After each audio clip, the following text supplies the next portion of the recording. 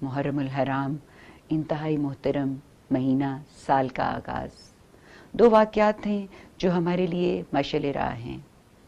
एक हज़रत इमाम हुसैन शहीद करबला की कुर्बानी की याद, जिससे हमने अपने लिए कुछ नताइज निकालने हैं। हमने अपनी ज़िंदगी में उस कुर्बानी के ज़रिए कुछ तब्दीलियाँ लानी हैं। उसके बारे में सोचना है कि ये जो ट्रेजेडी हुई ये अल्लाह ने क्यों होने दी और इसके पीछे क्या मकसद था।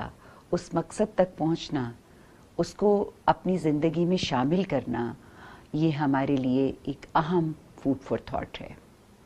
इसके बारे में गौर करें कि अल्लाह ताला ने ये इतनी बड़ी ट्रेजेडी जो नवासाए रसूल ने सही, उसके पीछे क्या मकसद था।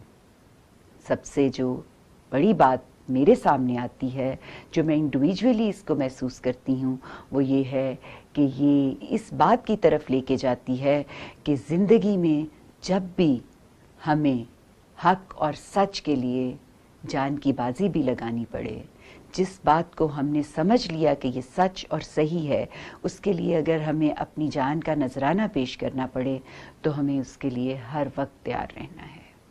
ये पैगाम है हमारे लिए इस बड़ी अलमनाक वाक़ये में। दूसरा वाक़या यादगार है जब फ़िरौन से बनी इसराइल को निजात मिली और उन्होंने शुक्राने के तौर पे 10वीं मुहर्रम को रोज़ा रखा था। मदीना में आके जब लोगों ने नबी पाक को ये कहा कि यौम अशूरा का रोज़ा लोग रखते चले आ रहे हैं, तो नबी पाक ने कहा कि हम भी ये रोज़ा रखेंगे और हम इसको उनसे मुख्तलिफ करने के लिए 10वीं का ही नहीं बल्कि 9वीं का भी रोज़ा रखेंगे। तो हम इसी याद में 9वीं और 10वीं मुहर्रम का रोज़ा रखते हैं। तो मैं आप सबको पैगाम दूंगी कि मुहर्रम के ये जो पहले 10 दिन हैं, इन सब को, इन दो मुख्तलिफ कैफियत को महसूस करते हुए गुजारें।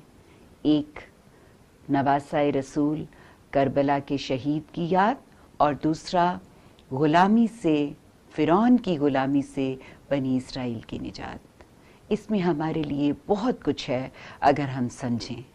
मैं इस पैगाम के साथ इजाज़त चाहूँगी। अल्लाह निगहबान।